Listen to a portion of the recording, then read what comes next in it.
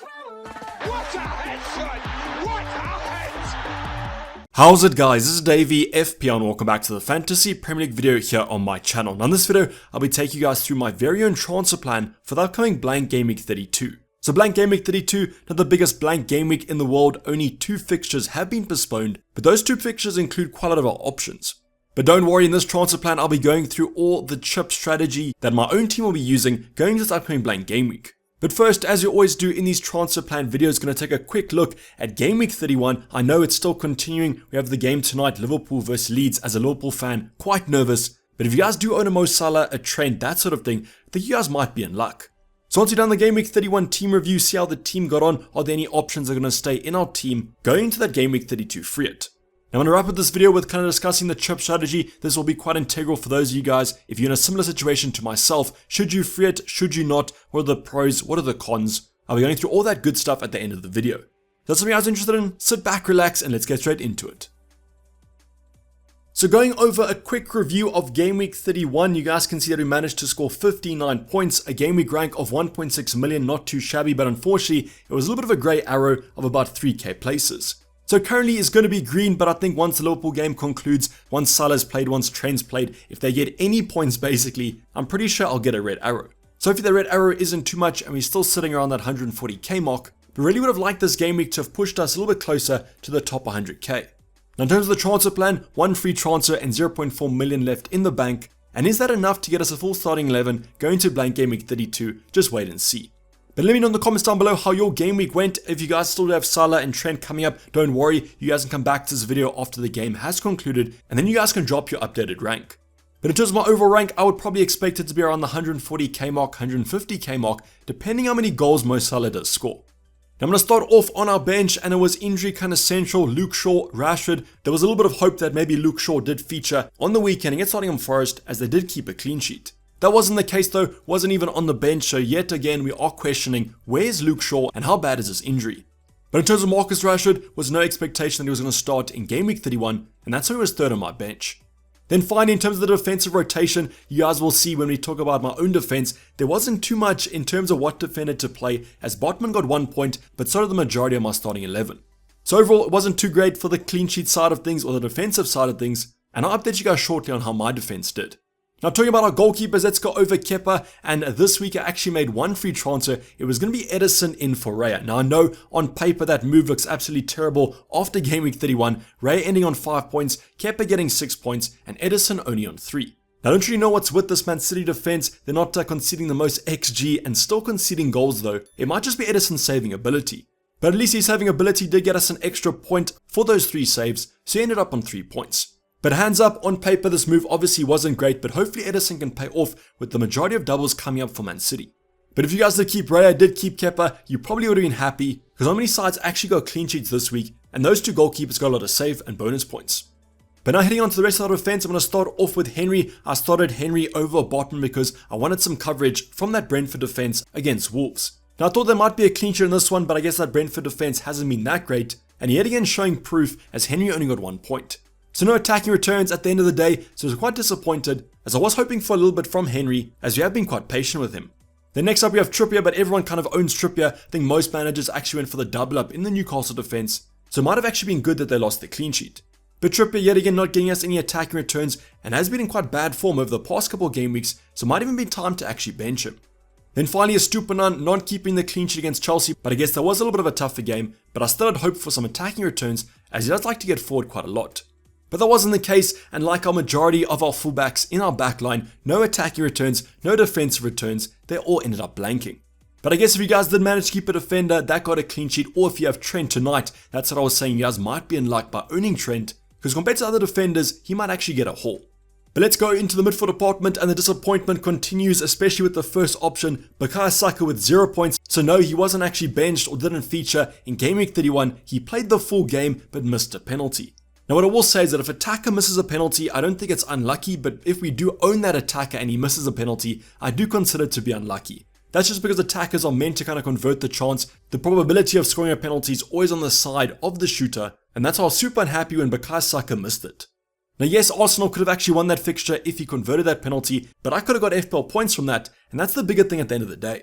Now, will Bukayo Saka continue to be on penalties? I do expect him to be. It seems like Arteta was quite complimentary after the fixture, saying that most penalty takers actually miss penalties once in a while.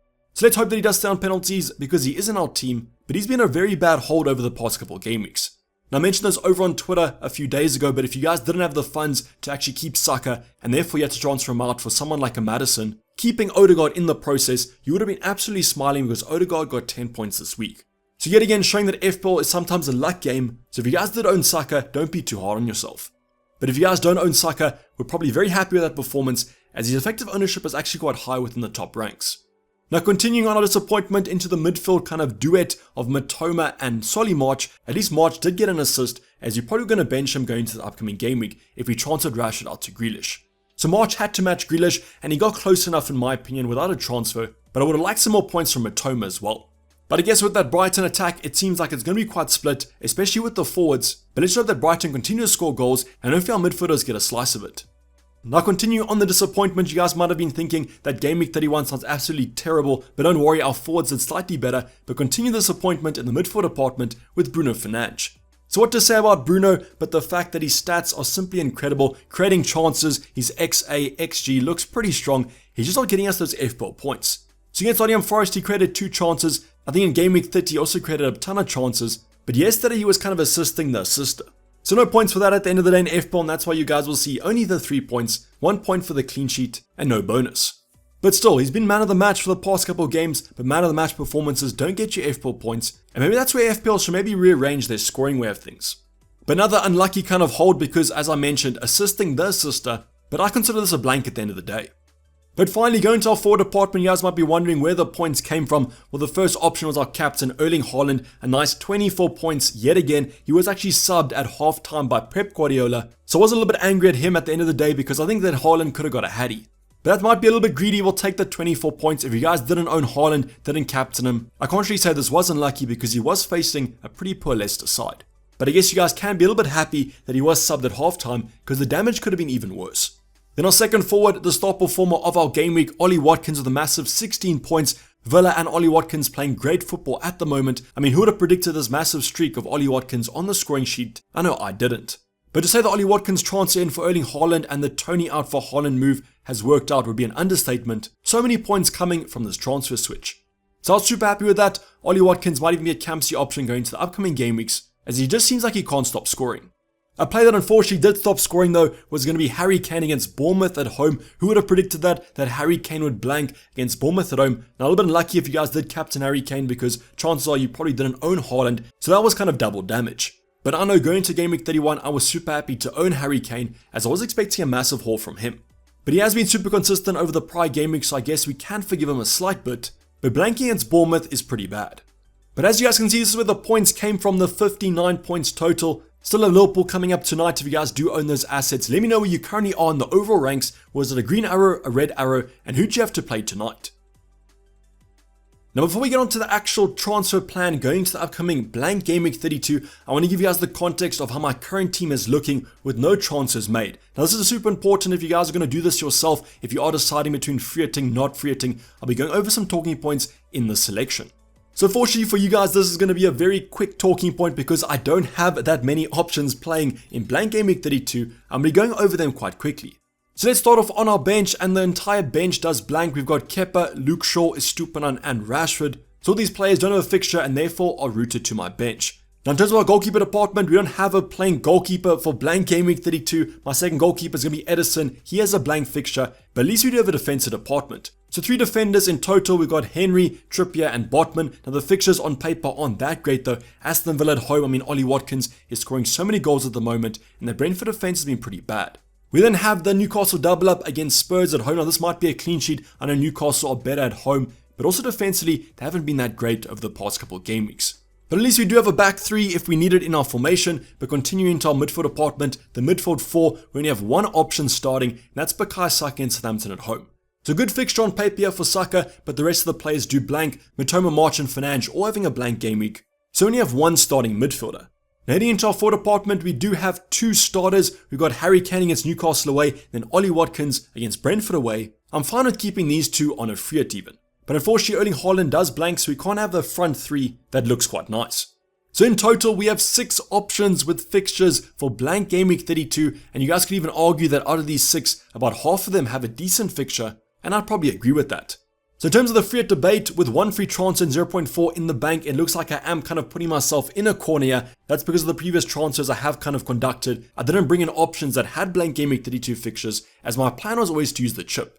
But if you guys are deciding what to do for this kind of game week, I don't really get the kind of debate that blank game week 32's free hit is that boring when I created a draft, which I'll share with you guys tomorrow. My draft looked pretty exciting, and I won't lie to you, I was pretty gassed when I picked my starting 11. But I've had some comments over my legend section of my Discord server. You guys can become a legend if you want to get that insight. But a lot of people have been coming to me saying they have 8 options, 7 options. They can get to maybe a starting 11 with a -4 should they do it. So between Game Week 34 and Game Week 32 free hit, I can't really see that much difference. I do agree that maybe Game Week 34 can be slightly more differential. But when you guys look at my starting 11 and your starting 11, for blank Game Week 32, I can see some massive upside. The reason I'm saying this is just kind of look at your options that you have. Most people will have similar options to myself. The Newcastle double up, a Rico Henry or a Brentford defender. Those players don't have great fixtures on paper, and therefore you guys can get a completely new defense. In terms of the midfield department, I don't own any Liverpool assets. I want to bring in a Salah, I could go for a Darwin. They could have great attacking upside in Game Week 32. Then the Arsenal assets, I don't own a Martinelli, I don't own a Jesus, I don't own a defender. I could bring in those assets on a free hit, and I expect them to bounce back after the draw to West Ham. But as I mentioned, I kind of put myself in a corner. If you guys have more flexibility, maybe you have better defenders, maybe you have 9 options, I might save the free hit, but please don't worry about the quantity, worry about the quality, because there's some massive fixtures coming up in blank Game Week 32 that you guys want to double up or even triple up on some of those teams. But if you guys do have any questions or concerns, I'll be creating a kind of free hit guide video coming up on Wednesday, or my draft coming up on Tuesday. Maybe that'll get you guys a little more interested in the free hit. But if you have any more concerns, drop them in the comments down below, or as I mentioned, on my Discord server, where I'm slightly more active. But going on to my transfer plan for the upcoming game week, and you guys might have guessed that with only 6 outfield options in blank Game Week 32, the free hit has been activated last night. So we did manage to catch a few price rises, updated you guys or your legend members last night on a few of those. But if you guys are planning to use the free hit, I would activate it as soon as possible. But if you don't stress, because you're probably going to have a lot of money in the bank. I'll show you guys that in the draft coming up tomorrow, but the money in the bank is absolutely ridiculous, and you guys can get a pretty strong team for quite cheap. But I'll continue to update you guys on my Discord server as I do make transfers leading up to that Game Week 32 deadline. But comment down below if you guys have activated the free hit. Hopefully you're going to get a massive green arrow and a massive boost, because as I mentioned, my starting 11 looks pretty sick. But that's the rest of the video, guys. Hope you did enjoy it. Please like the video and subscribe if you haven't subscribed yet. I'll be seeing you guys for the draft tomorrow coming up, my first initial free hit draft. But I'm going to sign off. Dayvy FPL, and I'm out. Cheers, bye.